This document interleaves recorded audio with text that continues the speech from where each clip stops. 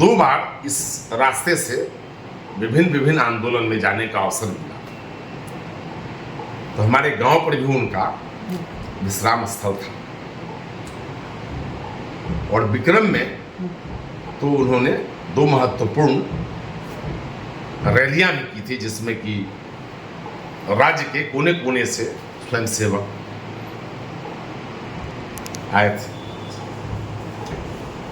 तमाम स्वतंत्रता सेनानी।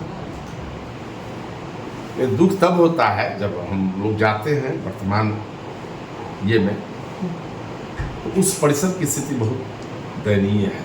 हमको लगता है कि किसी ने कभी विचार करने का कोशिश ही नहीं किया। गांधी को जिस तरह से तिरंगा, ये डबल इंजन की सरकार के मुखिया जिस तरह से तिरंगा को लगातार 75 साल तक अपमानित करते रहे इस मुल्क में, उसी तरह से गांधी को भी ये अपमानित करने का काम कर रहे हैं। पूरे दुनिया में गांधी पूजे जा रहे हैं, लेकिन तथाकथित कुछ चेयर पर बैठे हुए लोग अपने आप को गांधी से तुलना करने लगे हैं, जो भूतो न भविष्यति यह संभव है नहीं। गांधी हम लोगों के विचारों के साथ जुड़े हुए हैं, केवल वो आश्रम से ही नहीं जुड़े हुए हैं। अगर ये डबल इंजन की सरकार के मुखिया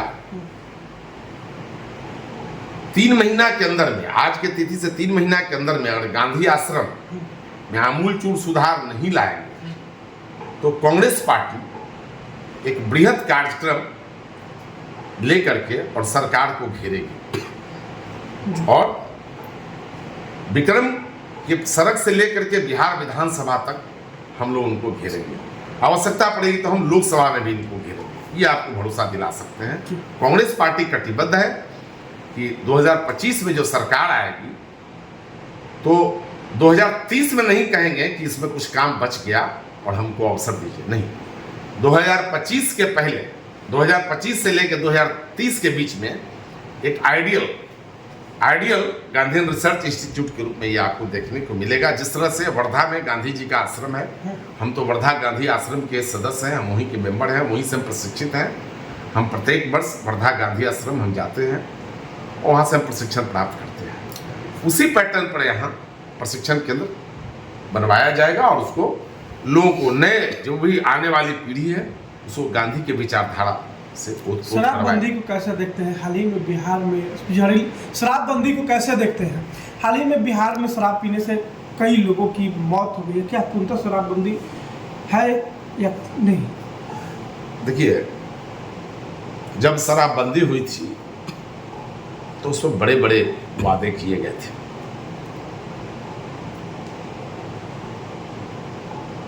पहले शराब खरीदने के लिए काउंटर बजाना पड़ता था। हम तो वैसे शराब नहीं पीते हैं, लेकिन जो हमारे इष्ट मित्र साथी जो शराब पीते थे, वो लोग जाते थे काउंटर से खरीदने,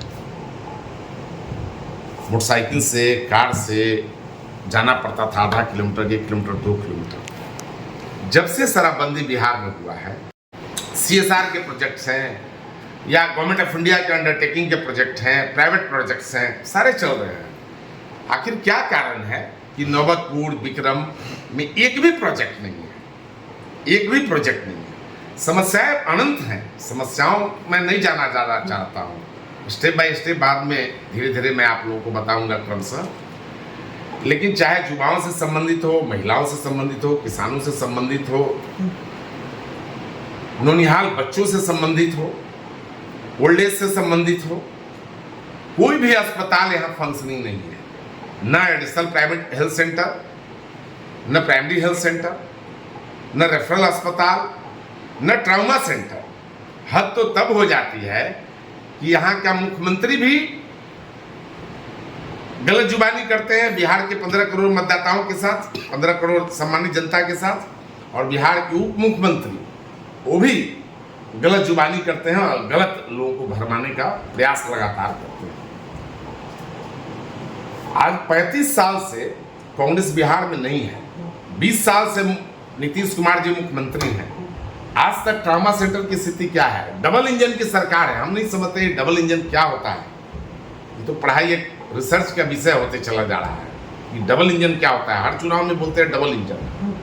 डबल इंजन की सरकार है। आज तक ट्रॉमा सेंटर का पेट को चढ़ा नहीं है, इक्विपमेंट नहीं है। जो इक्विपमेंट आया भी है वो सब बंद हो चुका है। यहाँ स्टाफ नहीं है। यहाँ कोई भी इमरजेंसी में किसी भी तरह का दुर्घटना होती है, कोई व्यवस्था नहीं है। मुख्यमंत्री जी आए थे, भाजपा का तथाकथित कार्यालय का भूमि पूजन था। उस अवसर पर उन्होंने क्षेत्र के लोगों से कहा था कि 2 महीना के अंदर में हमको आखिरी मौका दीजिए। जैसे सर नीतीश जी को हटाने के लिए जो उन्होंने फेटा बांधा था, तो नीतीश जी तो नहीं हटे, लेकिन फेटा उनका खुल गया। उसी पैटर्न पर उन्होंने कहा कि 2 महीना में अगर नहीं करूंगा तो विक्रम मैं नहीं आऊंगा आप लोगों के सामने मुंह दिखाने, और न वोट मांगने आऊंगा। वो 2 महीना बीत गया। अब हमको समझ में नहीं आ रहा है कि बिहार का उप मुख्यमंत्री किस मुंह से आगामी चुनाव में या भविष्य में कभी भी विक्रम आएंगे। विक्रम का बहुत बड़ा मुद्दा है गांधी आश्रम का, उसका सड़क का स्थिति भी जर्जर। जो धरोहर कहा जाने वाला विक्रम का है, जहां गांधी जी जो है कहीं ना कहीं आंदोलन में आकर ठहरे थे, नई क्रांति को ऊर्जा दिए थे। देखिए, हम लोग तो स्वतंत्रता सेनानी परिवार से ताल्लुकात रखते हैं। हम लोगों ने, हमारे परिवार ने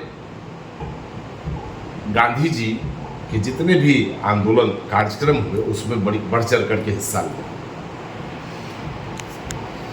गांधी जो है डॉक्टर श्री कृष्ण सिंह का जयंती समारोह जो है 21 अक्टूबर को तय किया गया है। आखिर इनके उपदेश को कैसे आप आगे लेके जाएंगे? क्या उनका मुख्य उपदेश कौन कौन सा है? देखिए, बिहार स्वतंत्रता सेनानियों का भूमि रहा है। श्री कृष्ण बाबू बिहार के प्रथम प्रधानमंत्री जी। और जब लोकतांत्रिक व्यवस्था जो स्थापित हुई तो प्रथम मुख्यमंत्री जी। के रूप में उन्होंने बिहार में काम प्रारंभ किया।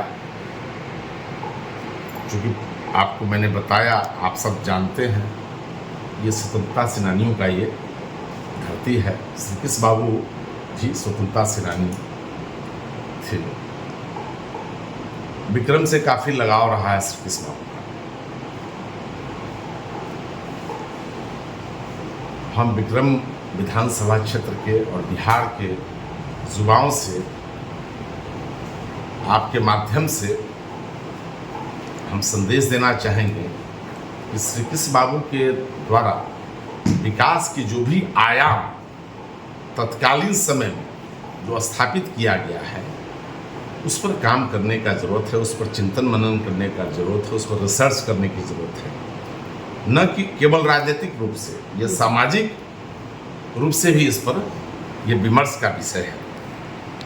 आप सब जानते हैं, आप सबको पता होगा कि जब श्री कृष्ण बाबू बिहार के मुख्यमंत्री थे तो ये बिहार इंडिया का सबसे बेस्ट गवर्नेंस स्टेट माना जाता था। और ये इसकी रिपोर्टिंग तत्कालीन जब 1935 में जब ये प्रधानमंत्री पहला बार बने थे, तो उस समय तत्कालीन अंग्रेजों की तरफ से जो पदाधिकारी थे, उन्होंने वो अपने कैबिनेट में जो रिपोर्टिंग पेश किया है, जो आप बहुत सारे पत्र पत्रिका और बहुत सारे रिपोर्ट में प्रकाशित भी है, और आपको देश की जितने भी इम्पोर्टेंट लाइब्रेरी हैं उसमें भी उपलब्ध है।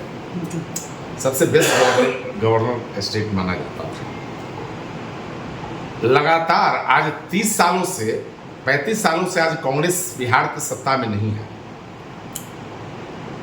बिहार का विकास लगातार क्षय होते जा रहा है। उनके द्वारा लगाई गई जितनी इंडस्ट्री थी, सारा इंडस्ट्री लगभग बंद हो गया है। जो थोड़ा बहुत बचा हुआ होगा वो बंदी के कगार पर है। जहाँ तक विक्रम विधानसभा का बात है, तो विक्रम विधानसभा के जो प्रतिनिधि हैं, इन्होंने इसके साथ ज़्यादा दुर्व्यवहार किया, इस क्षेत्र के आवाम के साथ, इस क्षेत्र के सम्मानित मतदाताओं के साथ, कि